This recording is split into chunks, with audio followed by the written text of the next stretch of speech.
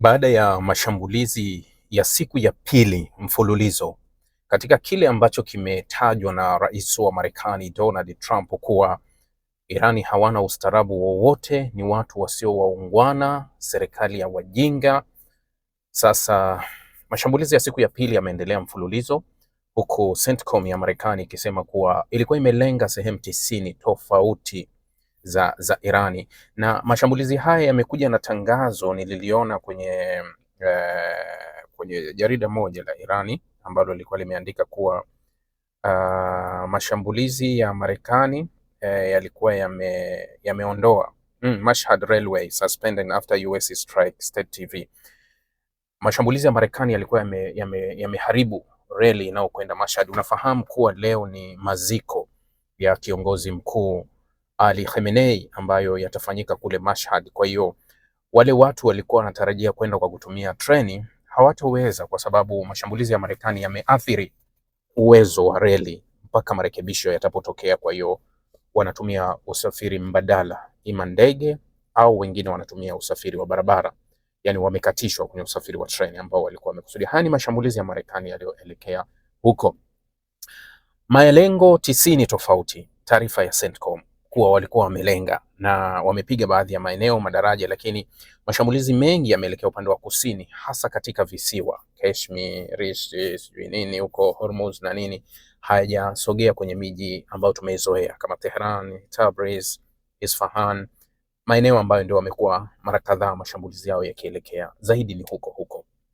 Hali kadhalika vyombo vya habari vingi vya Mashariki ya Kati vimeripoti majibu ya Irani yakilenga Kuwait, Bahrain, na baadhi ya video zimeonekana zikionyesha moshi mkubwa unafuka kwenye kambi ya kijeshi ya Marekani iliyopo Bahrain, lakini ving'ora vilisikika kwenye miji mingine tofauti. Qatar iliwasha ving'ora na watu wakaambiwa wawe kwenye tahadhari.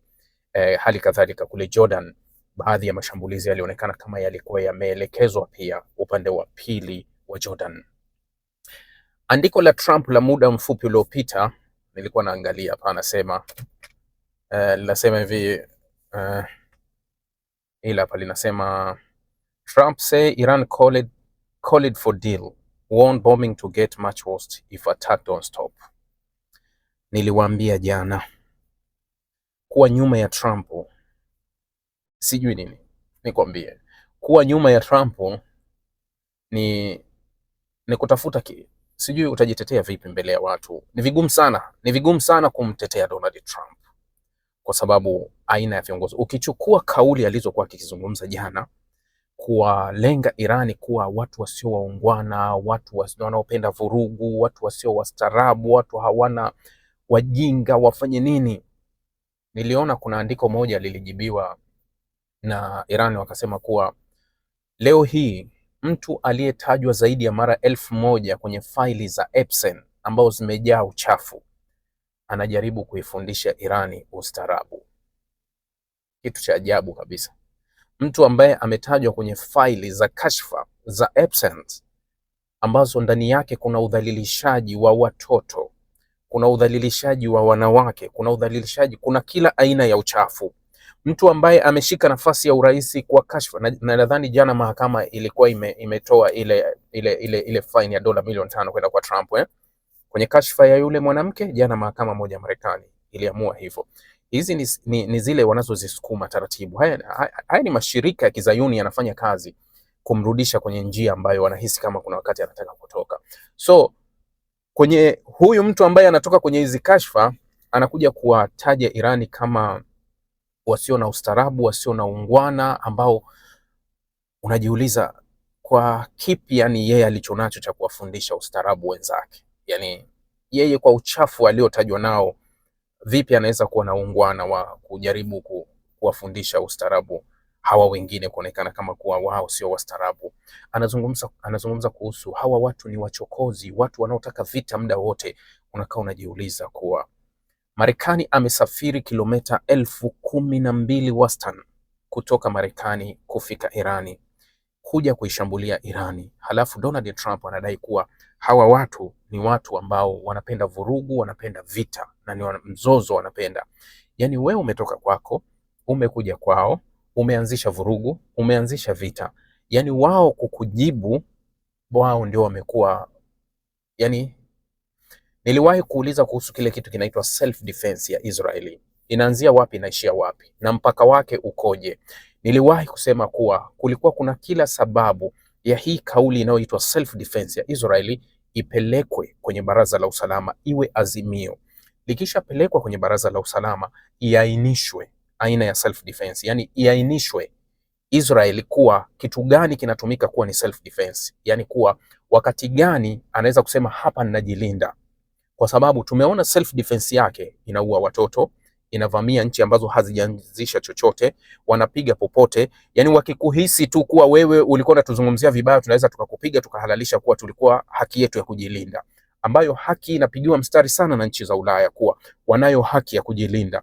Sasa ilikuwa vyema haki ya kujilinda ya Israeli iliwe haki ya kujilinda wa wengine, na kwa hiyo Baraza la Usalama lingeainisha likatoa kuwa haki ya Israeli inaanzia hapa mpaka hapa, ikivuka mpaka hapa itakuwa ni kinyume cha haki, kwa hiyo anayo haki ya kujilinda. Lakini huwezi kusema kuwa haki yake ya kujilinda iko hapa mpaka, haina mipaka, kwa sababu huwa haijulikani inaanzia wapi na kwenda wapi. Ndio hiki ambacho Donald Trump anachotaka kutuaminisha tu kuwa yeye aliyesafiri kilomita 12,000 kuja Mashariki ya Kati na kuanzisha vita, eti yeye yuko kuja kujilinda, yani au yeye yupo kwenye njia sahihi kwa sababu anataka kumzuia Irani kufanya nini? Yani anataka kumzuia Irani katika kitu ambacho yeye hana uhakika kuwa kama kipo, wala ushahidi hajawahi kutoa kuwa hiki kitu kipo, lakini kwa sababu dunia imejaa ulaghai na uongo, basi dunia nzima inatembea kwenye njia hiyo, dunia nzima inatembea kwenye njia hiyo. Sasa Donald Trump baada ya haya yote anasema kuwa Irani imeomba mazungumzo wayamalize haya. Irani imeomba mazungumzo wayamalize. Tulishazungumza sana, nimezungumza. Nadhani jana jioni nilikuwa nikiongea na BBC. Yes, kwenye Dira ya Dunia nilikuwa nikiongea. Moja ya swali nililoulizwa, kuna maswali mawili niliulizwa katika muktadha huu, naweza nikakuelezea hapa. Swali moja aliloniuliza, nadhani aliniuliza kuhusu labda kauli za Trump za kutaka kushambulia Irani zilikuja kwa sababu ya washirika wa NATO walikuwa pembeni yake na walionyesha kuwa wanamuunga mkono au waliunga mkono mashambulizi ya Marekani siku moja kabla kwa Irani. Jambo la pili, ngoja nikujibu kwanza hili la kwanza, alafu nitarudi la pili. Jibu langu la msingi nililosema kwenye swali nililoulizwa kuhusu labda NATO wameonekana hivyo, nilisema ni kweli, lakini sikutegemea kuwaona NATO wanaweza wakavuka mstari wa kile ambacho wamekisema.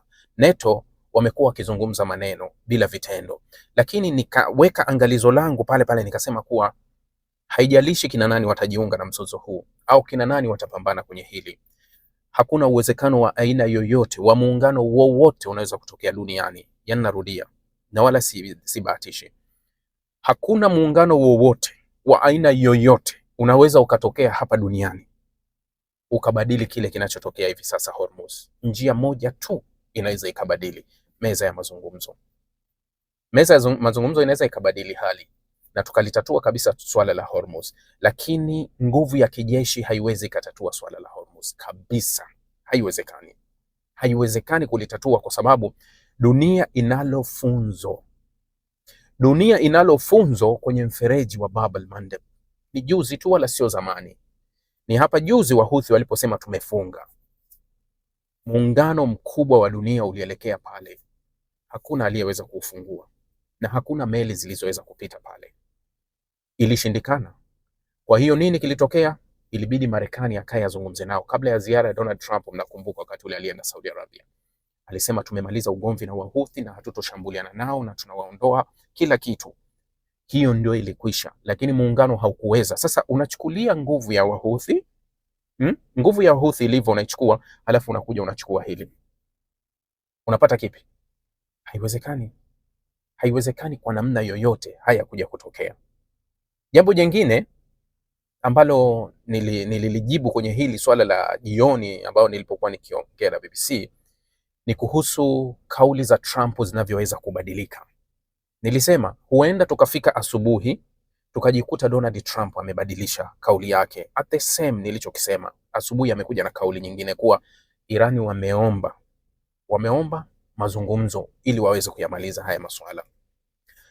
Katika kitu ambacho mara nyingi nimewahi kukwambia kuwa siku moja siku moja Irani wakikosea wakaandika barua kwa Donald Trump kuomba chochote, request ya chochote, basi kabla Donald Trump hajamaliza kuisoma ule waraka au ile barua, atakuwa tayari kaisha print kwenye mitandao ya kijamii. Atakuwa tayari vyombo vya habari vyote vinayo hiyo barua. Ikiwa siku moja watafanya mistake wa Irani kuwa tuombe kwa Marekani, halafu baada ya kuomba basi Donald Trump hapo hapo atatangaza dunia nzima. Kwa nini Trump anasema Irani wanaomba mazungumzo? Anafahamu wanamalizia maziko. Baada ya kutoka kwenye maziko, huenda hali ikawa mbaya zaidi. Huenda wameamua kutupeleka katika muktadha ambao hawataki kuleta vurugu kubwa, kwa sababu bado wanamalizia maziko yao, na anafahamu kuwa hawa wakimaliza haya mazishi, hali inaweza ikawa ni mbaya zaidi ukilinganisha na ukweli huo uko hapo. Nilimsikia mshauri wa usalama Ibrahim Razai ambaye ni mbunge alisema hivi: nchi za Kiarabu ambazo zinaunga mkono mashambulizi ya Marekani kuelekea kwetu, basi wafahamu kuwa akasema kuwa waangalie sana visima vyao vya mafuta, kwa sababu hakuna atakayebaki salama hapa. Hakuna atakayebaki salama kwenye hili, kuwa tutakwenda wote, haiwezekani. Lakini spika wa bunge la Irani ambaye ndio msuluhishi mkuu ni Bagher Ghalibaf Muhammad, jana alisema hakuna kwa njia yoyote itayotokea kuwa umiliki wa Hormuz uende kwa nchi ya tatu. Hakuna njia. Yani wanachokusudia kusema kuwa uhalali wa Hormuz unabaki kati ya Omani na Irani pekee. Hawaruhusu nchi ya tatu kuchukua kwa namna yoyote, kuonekana kama na wao wako sehemu ya hayo. Sasa kuna kitu ambacho huwa ninakizungumza. Nilikizungumza wakati wa vurugu zile za wiki mbili, mnakumbuka, wakati JD Vance alivyoelekea Pakistan na akawa anasema jamani, Trump anayoyazungumza ni utani, sio kweli. Ilimpa wakati mgumu sana kuwarejesha wazungumzaji, yani kuwarudisha watu waje kuzungumza kauli za Trump zinavyokuwa. Lakini mara hiyo ikatoka kauli baada ya zile vurugu, si walienda Qatar. Mnakumbuka kilichofuata? Ni tuliambiwa $3 billion ya Irani ilitolewa. Nikawaambia kitu kimoja, chukueni na hii angalieni itavyokuja kutokea. Kadri Marekani anavyotaka kutumia nguvu kwa Irani ikirudi na demand, yani ikirudi na dai jambo, alafu Marekani inabidi atoe hilo. Yani kadri Marekani anavyotumia nguvu kwa Irani ndio anavyozidi kumpa Irani, yani anavyozidi kumpa, kwa sababu Irani wameshajua udhaifu ulipo wa Marekani, yani udhaifu wao ulipo wamekwisha ujua. Kwa hiyo mara kadhaa wanautumia sana huo udhaifu. Hivi unajua kwa nini Trump analalamika, anaongea sana, anaumia sana? Hii experience ipo tu kwa watu wa kawaida. Wewe chukulia hapo, yani chukulia kawaida.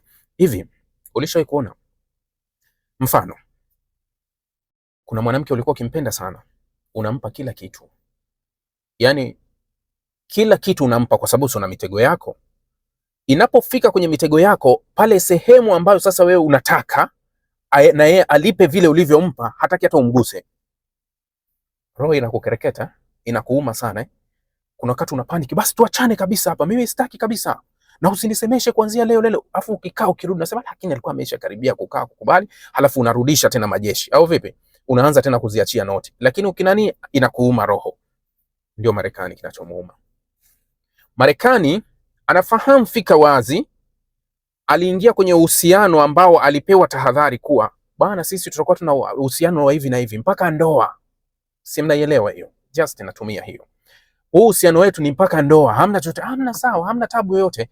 Sasa hapa katikati anapenyeza sana vijizawadi, basi anapeleka hii, kanunulia nyumba, akafanya nini, kafanya nini. Alafu baada ya pale anataka kujaribu tena kuwa labda akabadili mawazo, kuwa safari tena sio mpaka ndoa, afanya nini. Sasa kila akigusa anakuta kuwa msimamo huko pale pale, ana panic, anarudi.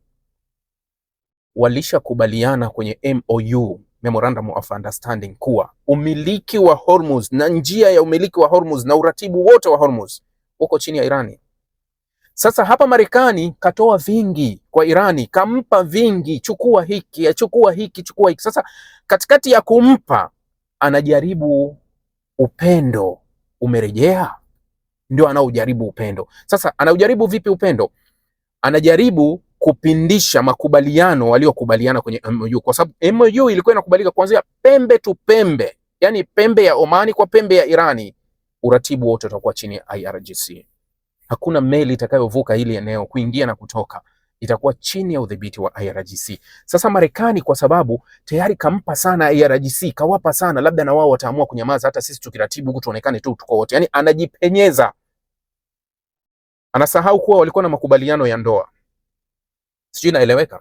Bila shaka nafahamika vyema. Sasa roho inamuuma hapo. Matokeo yake akikataliwa, anarudi sasa kuanza kuchoma moto ile gari alinunua, anavunja vioo vya nyumba alio nani, alafu baada ya pale anajirudi tena akamwambia basi sawa, nitakununulia vingine.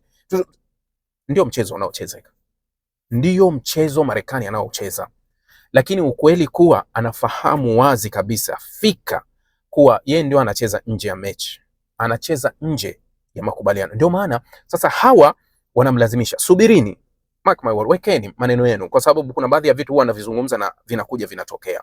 Nilizungumza jana kuwa Trump atabadili kauli mapema, na leo kaibadili kauli yake kuwa Iran wanataka mazungumzo, lakini reality hawataki, wala hawajapeka proposal yote, wako busy huko na kuzika. Hizi kauli zimekuwa zikijirudia za Trump, tunaongea nao ndani, kuna mtu tunazungumza naye ambaye kuna rais sisi tunazungumza mpaka White House wanahabari waliwahi kumwambia kuwa unazungumza na nini, na mazombi? Manake hatujui unazungumza na nani, kila siku mnatuambia mazungumzo yanaenda vizuri, hatujui mnazungumza wapi. Hiyo ndio ilivyo. Baada ya hawa kuzika, wanakuja na dai jipya.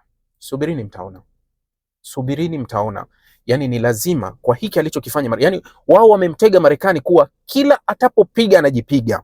Yani kila unajua ukiwa unaendesha gari, mfano kwenye nchi zilizoendelea, ukiwa unaendesha gari barabarani, kila kilomita 2 unakutana na kamera.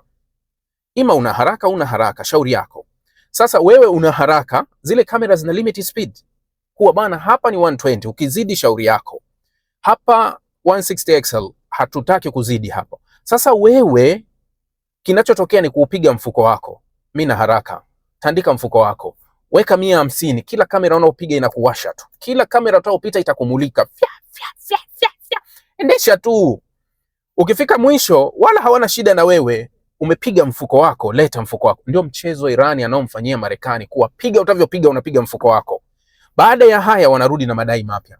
Utasikia kuna fedha za Irani zimeidhinishwa kutoka. Kwa hiyo kadri muda Marekani anavyojaribu kuonyesha nguvu, ndio anavyojikaanga mwenyewe. Jamani, mimi huwa siishiwi cha kusema. Naweza nikaongea mpaka asubuhi. Niwatakie kila la kheri. Inshallah, asanteni. Mara nyingine nitakuja. Tutazungumza kwa shauri yako mengi ya kuzungumza. Asanteni.